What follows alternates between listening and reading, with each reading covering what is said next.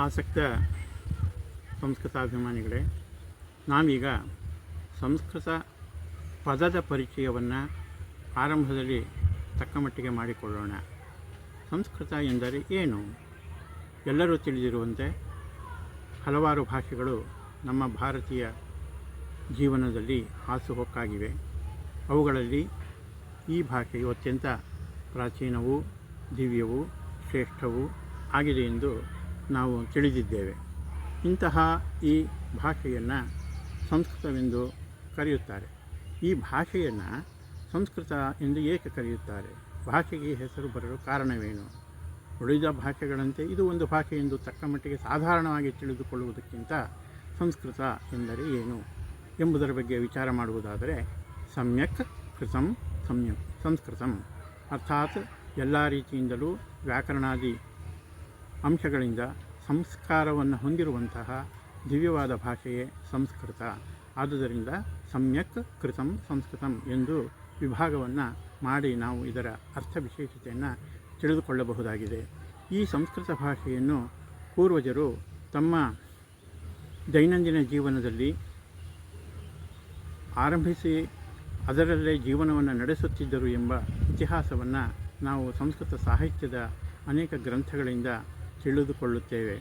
ಏಕೆಂದರೆ ಸಂಸ್ಕೃತವು ಕೇವಲ ಈಗ ಆಡುಭಾಷೆಯಾಗಿಲ್ಲ, ಹಿಂದಿಯೂ ಕೂಡ ಆಡುಭಾಷೆಯಾಗಿ ಇತ್ತು. ಜನರ ಜೀವನದಲ್ಲಿ ಅದು ಅನಿವಾರ್ಯವಾಗಿಯೂ ಕೂಡ ಆಗಿತ್ತು ಎಂಬುದನ್ನು ಒಂದು ಶ್ಲೋಕದ ಮುಖಾಂತರ ನಾವು ತಿಳಿದುಕೊಳ್ಳುತ್ತೇವೆ. ಅದು ಯಾವುದೆಂದರೆ, ಕಾಳಿದಾಸನು ಇದ್ದಂತಹ ಕಾಲದಲ್ಲಿ ಅವನು ಹೋಗುತ್ತಿದ್ದಂತಹ ಆ ಬಾಲಿಕೆಯನ್ನು ಕಾಳಿದಾಸ ಮಹಾಕವಿಯು ಕೇಳುತ್ತಾನೆ.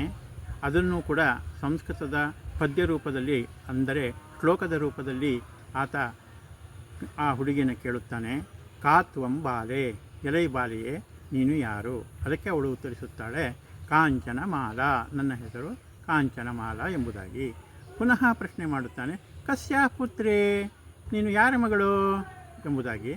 ಆಗ ಆ ಹುಡುಗಿಯು ಹೇಳುತ್ತಾಳೆ, ಕನಕಲತಾಯಾಹ, ಕನಕಲತಾ ಅಂತ ನಮ್ಮ ತಾಯಿಯ ಹೆಸರು, ಆಕೆಯ ಮಗಳು ನಾನು ಎಂಬುದಾಗಿ ಉತ್ತರಿಸುತ್ತಾಳೆ. ಪುನಃ ಈತ ಪ್ರಶ್ನೆ ಮಾಡುತ್ತಾನೆ, ಕಿಂ ತೇ ಹಸ್ತೆ, ನಿನ್ನ ಕೈಯಲ್ಲೇನಿದೆ, ಏನನ್ನು ಹಿಡಿದುಕೊಂಡಿದ್ದೀಯಾ ಎಂಬುದಾಗಿ ಕೇಳುತ್ತಾನೆ. ಆಗ ಅವಳು ಕಾಳಿದಾಸನ ಪ್ರಶ್ನೆಗೆ ತಾಲಿ ಪತ್ರಂ, ತಾಳೆಗರಿ ಇದೆ ನನ್ನ ಕೈಯಲ್ಲಿ ಎಂಬುದಾಗಿ ಉತ್ತರಿಸುತ್ತಾಳೆ. ಅನಂತರ ಪುನಃ ಕೇಳುತ್ತಾನೆ, ಕಾವ ರೇಖಾ, ಅದರೊಳಗೆ ಏನೋ ರೇಖೆಗಳು ಕಾಣಿಸ್ತಾ ಇದೆಯಲ್ಲ, ಗೆರೆಗಳು, ಏನು ಆ ಗೆರೆ ಏನನ್ನು ಸೂಚಿಸುತ್ತವೆ ಎಂಬುದಾಗಿ ಕೇಳಿದಾಗ ಆ ಹುಡುಗಿಯು ಹೇಳುತ್ತಾಳೆ, ಕ ಖ ಗ ಘ, ಈ 4 ಅಕ್ಷರಗಳನ್ನು ಬರೆದಿದ್ದೇನೆ ಎಂಬುದು. ಈ ಉದಾಹರಣೆಯಿಂದ ನಾವು ತಿಳಿದುಕೊಳ್ಳಬೇಕಾದ ಅಂಶವೇನೆಂದರೆ, ಆಗಿನ ಕಾಲದಲ್ಲಿ ಜನಸಾಮಾನ್ಯರ ಭಾಷೆಯಲ್ಲಿಯೂ ಕೂಡ, ಅಂದರೆ ಸಣ್ಣ ಮಗುವಿನಿಂದ ವಯೋವೃದ್ಧರು ಕೂಡ ಮಾರ್ಗದಲ್ಲಿ, ಮನೆಯಲ್ಲಿ, ಎಲ್ಲೆಡೆಯೂ ಈಗ ಹೇಗೆ ನಾವು ನಮ್ಮ ಕನ್ನಡ ಭಾಷೆಯನ್ನು ವ್ಯವಹಾರ ಮಾಡುತ್ತಿದ್ದೇವೆಯೋ ಹಾಗೆ ಸಂಸ್ಕೃತದಲ್ಲಿಯೂ ವ್ಯವಹಾರ ನಡೆಯುತ್ತಿತ್ತು ಎಂಬುದನ್ನು ಈ ಪದ್ಯದಿಂದ ಅಥವಾ ಶ್ಲೋಕದಿಂದ ತಿಳಿದುಕೊಳ್ಳಬಹುದಾಗಿದೆ.